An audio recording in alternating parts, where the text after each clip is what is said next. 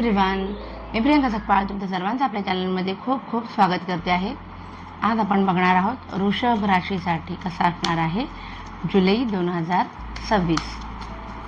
सुरुवात करते आपण रिलेशनशिपपासून.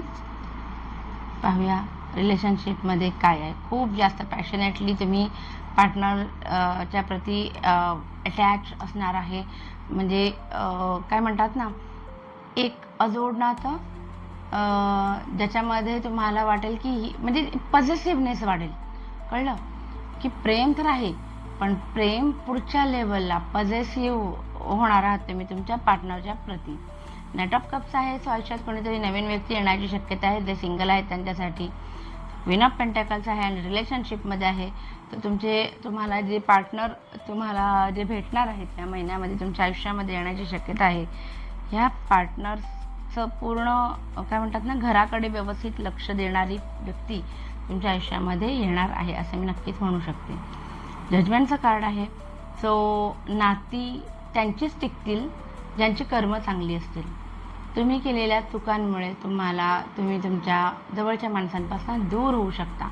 सो असं काही करू नका ज्याच्यामुळे तुमच्या दोघांमध्ये कोणतंही वितुष्ट येईल. बाकी ओव्हरऑल कार्ड चांगले होते की पॅशनेटली प्रेम करत असणारात वगैरे सगळं ठीक आहे, पण कुठलंही चुकीचं कर्म करू नका. पाहूया आपण फायनान्सच्या बाबतीमध्ये वृषभ राशीसाठी हा महिना कसा आहे. बऱ्याच दिवसांपासून अपडाऊन चालू होते, तर या महिन्यामध्ये हीलिंग होताना दिसते. जुलै 2027 पैशांच्या दृष्टीने योग्य असणारे पैसे येतील सुद्धा, आणि या पैशांचं योग्य नियोजन कसं करायचं याच्याकडे तुमचा कल असणार आहे. अगेन सेम, पैसे येतील आणि त्याची इन्व्हेस्टमेंटचे विचार तुमच्या मनामध्ये असणार आहेत. आणि विश्वास मात्र कोणावरही ठेवू नका. जवळचीच व्यक्ती विश्वासघात पैशांच्या बाबतीत करू शकते. सो या महिन्यात कोणालाही पैसे उधार देऊ नका. पाहूया आपण करिअर, म्हणजे जे नोकरी करतात त्यांच्यासाठी हा महिना कसा असणार आहे. नोकरी करणाऱ्यांसाठी येत आहे कार्ड जस्टिसचं कार्ड आलेलं आहे. सो तुम्ही जे काही काम करतायत ते जे तुमचे ज्येष्ठ आहेत, तुमचे जे मॅनेजर वगैरे असतील, तुमच्या वरच्या पोस्टवर जे कोणी आहेत त्यांच्या आत्तापर्यंत तुम्ही केलेले कष्ट दिसत नव्हते, पण आता थोडासा बॅलन्स होताना दिसतंय. तुमचं काम थोडंसं हायलाईट होईल. मुळात तुम्ही ते हायलाईट करण्याकडे तुमचं जास्त लक्ष असणार आहे, कारण 7 ऑफ वँड्स आलेलं आहे. तर तुम्हाला कम्प्लिटली म्हणजे अगदी तोंडपाठ आहे की तुम्ही किती प्रोजेक्ट केले, काय केलं, किती काम केलं, तुम्ही किती केलं, तुमच्या सहकार्यांनी किती केलं. आणि कुणी जरी तुम्हाला सांगितलं की नाही तुझं काम एवढं अप टू डेट नव्हतं, त्यावेळेला तुम्ही अरेला कार्य करायलाही कमी करणार नाही. बरं, जे लोकांनी ऑलरेडी जॉबमध्ये असताना दुसरीकडे अप्लाय केलेलं आहे त्यांच्यासाठी थोडासा वेटिंगचा कार्ड आहे. महिन्याच्या शेवटपर्यंत काहीतरी अपॉर्च्युनिटी येताना मला दिसते आहे. So be ready. काहीतरी नवीन अप्लाय जिथे केलं असेल तिथनं काहीतरी होकारार्थी येईल किंवा नवीन अपॉर्च्युनिटी येईल असं दिसतंय. पाहूया आपण वृषभ राशीचे लोक जे बिझनेस करतात त्यांच्यासाठी हा महिना कसा असणार आहे. खूप सुंदर असणार आहे महिना. ग्रोथ होताना दिसते, फायनान्शियल ग्रोथ होताना दिसते.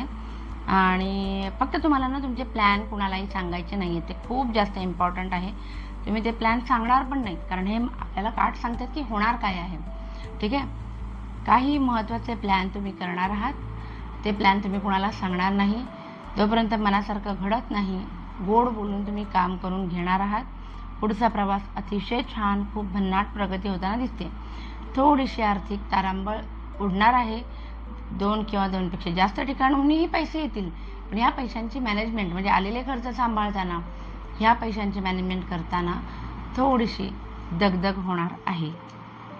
पाहूया आपण आता जे आपले स्टुडंट आहेत, वृषभ राशीचे स्टुडंट जे आहेत त्यांच्यासाठी हा महिना कसा असणार आहे. द एम्पेरियर आलेला आहे. सो भविष्याच्या दृष्टीने काहीतरी एखादा महत्त्वाचा कोर्स करण्याची तुमचा कल असणार आहे. पण त्याचबरोबर काही जण जे आहेत ते आळसामुळे जबाबदाऱ्या अंगावरती घेणार नाहीत. आता नको उद्या करू, आता नको उद्या करू, असा थोडासा कल तुमचा होणार आहे. नाईट ऑफ स्वॉर्ड्स आणि द एम्पिरियर सांगतात की एखाद्या महत्त्वाच्या ध्येयासाठी तुम्ही तुमची पावलं उचलाल. त्याचबरोबर काही जणांचा ॲटिट्यूड मात्र वेगळा असणार आहे. काही जणांना वृषभ राशीचे तशी थोडासा आळस असतोच. तो ह्या आळस जर झटकलात ना तर तुम्ही काहीतरी नक्कीच चांगलं करून दाखवणार आहात. बघूया आपण आता हेल्थसाठी काय काढचाल आपोआप आता पडलेच आहेत, तर आपण हे कन्सिडर करूया. वृषभ राशीच्या लोकांना हेल्थ रिलेटेड काय गोष्टी तब्येतीवरती परिणाम होणार दिसतंय, पण त्याच्यावरती खर्च होईल खूप मोठा. मेजर इश्यू काही होणार नाही.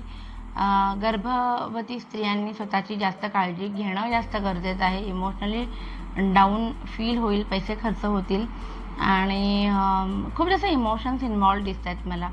सो बेटर टू स्टे काय म्हणतात हायड्रेटेड राहा आणि इमोशन्सवर कंट्रोल ठेवा.